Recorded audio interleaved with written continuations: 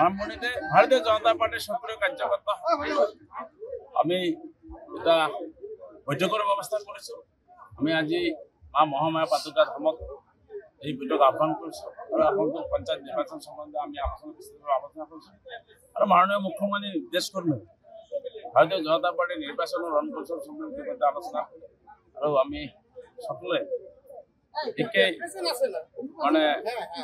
একেলগে আমি সংকল্প লৈছোঁ যে আগন্তুক পঞ্চায়ত নিৰ্বাচনত আমাৰ গোলকগঞ্জ সমষ্টিত 23খন জিপি আমি 23খন মাননীয় মুখ্যমন্ত্ৰীক উপহাৰ দিম বুলি আমি সংকল্প লৈছোঁ আৰু সক্ৰিয় কাৰ্যকৰ্তাসকলে একেমতে সংকল্প লৈ আগবাঢ়িব বুলি সকলে ব্যক্ত কৰিছে। মই তেখেতসকলক ধন্যবাদ জ্ঞাপন কৰিছোঁ যে আপোনালোকৰ জৰিয়তে যিহেতু আমাৰ মকৰ সংক্ৰান্তি, ভোগালী বিহু আৰু কৃষ্ণাত শুভেচ্ছা যাচি আপোনালোকৰ শুভেচ্ছা আজি আপোনালোকে দেখা পাইছে আমাৰ 993জন সক্ৰিয় কাৰ্যকৰ্তাৰ ভিতৰত 912জন কাৰ্যকৰ্তা ইয়াত উপস্থিত আছে। এফালে দেখা যায় বিজেপি গৈ আছে সবকা সাথ সবকা বিকাশ, কিন্তু আজি দেখা গৈছে আপোনালোকৰ মণ্ডল প্ৰেচিডেণ্টে কৈছে যি আমাক ভোট দিব তাৰ হৈ আমি কাম কৰিম। এই কথাটো গলমিল ইমান গৰমিল কি ক'ব? মানে ভোট দিয়া আৰু বিকাশ চাওক, ৰাস্তা এটা যেতিয়া বনোৱা হয় সেই ৰাস্তাৰে সবে খোজকাঢ়ে। হস্পিটেল যেতিয়া এটা বনায় বিকাশৰ কথা কৈছে যে বিকাশ আৰু বেনিফিচিয়াৰী থাকি তেখেতসকলে তেখেতৰ মতত কৈছে, কিন্তু ভাৰতীয় জনতা পাৰ্টিক আমি কাৰ্যকৰ্তাসকলে এটাই আমাৰ সংকল্প সবকে সাথ সবকে বিকাশ। কাৰণ ভাৰতখন আগবঢ়াই লৈ যাবলৈ গ'লে আমাৰ ভাৰতবৰ্ষৰ প্ৰত্যেকজন মানুহৰ কল্যাণ কৰিব লাগিব আৰু আমি ধুবুৰী জিলাখন যদি বিকাশৰ পথত আগবঢ়াই লৈ যাব পাৰোঁ সুযোগ, তেতিয়াহ'লে ধুবুৰী জিলাত বসবাস কৰা প্ৰত্যেকজন মানুহৰ বিকাশ কৰিব লাগিব। ইতিমধ্যে মিডিয়াৰ জৰিয়তে গম পাইছোঁ যে পঞ্চায়ত নিৰ্বাচন হ'ব, কেনেদৰে আমি ইতিমধ্যে প্ৰস্তুতি আৰম্ভ কৰিছোঁ। আপোনালোকে জানে কালি ইয়াত আমাৰ হৈছিল, জৰ্ণালিষ্টে পাইছে, গতিকে আজি ইয়াত হ'ল। গতিকে ভাৰতীয় জনতা পাৰ্টি নিৰ্বাচনৰ কাৰণে সদায় প্ৰস্তুত। নিৰ্বাচনে আমাৰ সংগঠন শক্তিশালী। আপোনালোকে চাওক,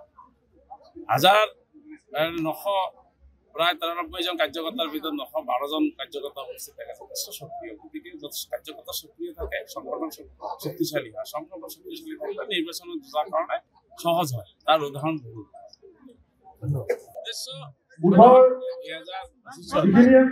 আৰম্ভণিতে ভাৰতীয় জনতা পাৰ্টিৰ সক্ৰিয় কাৰ্যকৰ্তা আমি এটা বৈঠকৰ ব্যৱস্থা কৰিছোঁ।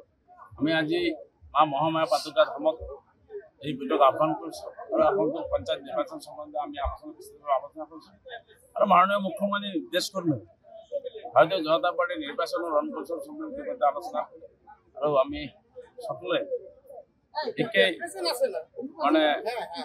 একেলগে আমি সংকল্প লৈছোঁ যে আগন্তুক পঞ্চায়ত নিৰ্বাচনত আমাৰ গোলকগঞ্জ সমষ্টিত 23খন জিপি আমি 23খন মাননীয় মুখ্যমন্ত্ৰীক উপহাৰ দিম বুলি আমি সংকল্প লৈছোঁ আৰু সক্ৰিয় কাৰ্যকৰ্তাসকলে একেমতে সংকল্প লৈ আগবাঢ়িব বুলি সকলে ব্যক্ত কৰিছে। মই তেখেতসকলক ধন্যবাদ জ্ঞাপন কৰিছোঁ যে আপোনালোকৰ জৰিয়তে যিহেতু আমাৰ মকৰ সংক্ৰান্তি, ভোগালী বিহু আৰু কৃষ্ণাত শুভেচ্ছা যাচি আপোনালোকৰ শুভেচ্ছা আজি আপোনালোকে দেখা পাইছে আমাৰ 993জন সক্ৰিয় কাৰ্যকৰ্তাৰ ভিতৰত 912জন কাৰ্যকৰ্তা ইয়াত উপস্থিত আছে। এফালে দেখা যায় বিজেপি গৈ আছে সবকা সাথ সবকা বিকাশ, কিন্তু আজি দেখা গৈছে আপোনালোকৰ মণ্ডল প্ৰেচিডেণ্টে কৈছে যি আমাক ভোট দিব তাৰ হৈ আমি কাম কৰিম। এই কথাটো গলমিল ইমান গৰমিল কি ক'ব? মানে ভোট দিয়া আৰু বিকাশ চাওক, ৰাস্তা এটা যেতিয়া বনোৱা হয় সেই ৰাস্তাৰে সবে খোজকাঢ়ে। হস্পিটেল যেতিয়া এটা বনায় বিকাশৰ কথা কৈছে যে বিকাশ আৰু বেনিফিচিয়াৰী থাকি তেখেতসকলে তেখেতৰ মতত কৈছে, কিন্তু ভাৰতীয় জনতা পাৰ্টিক আমি কাৰ্যকৰ্তাসকলে এটাই আমাৰ সংকল্প সবকে সাথ সবকে বিকাশ। কাৰণ ভাৰতখন আগবঢ়াই লৈ যাবলৈ গ'লে আমাৰ ভাৰতবৰ্ষৰ প্ৰত্যেকজন মানুহৰ কল্যাণ কৰিব লাগিব আৰু আমি ধুবুৰী জিলাখন যদি বিকাশৰ পথত আগবঢ়াই লৈ যাব পাৰোঁ সুযোগ, তেতিয়াহ'লে ধুবুৰী জিলাত বসবাস কৰা প্ৰত্যেকজন মানুহৰ বিকাশ কৰিব লাগিব। ইতিমধ্যে মিডিয়াৰ জৰিয়তে গম পাইছোঁ যে পঞ্চায়ত নিৰ্বাচন হ'ব, কেনেদৰে আমি ইতিমধ্যে প্ৰস্তুতি আৰম্ভ কৰিছোঁ। আপোনালোকে জানে কালি ইয়াত আমাৰ হৈছিল, জৰ্ণালিষ্টে পাইছে, গতিকে আজি ইয়াত হ'ল। গতিকে ভাৰতীয় জনতা পাৰ্টি নিৰ্বাচনৰ কাৰণে সদায় প্ৰস্তুত। নিৰ্বাচনে আমাৰ সংগঠন শক্তিশালী। আপোনালোকে চাওক,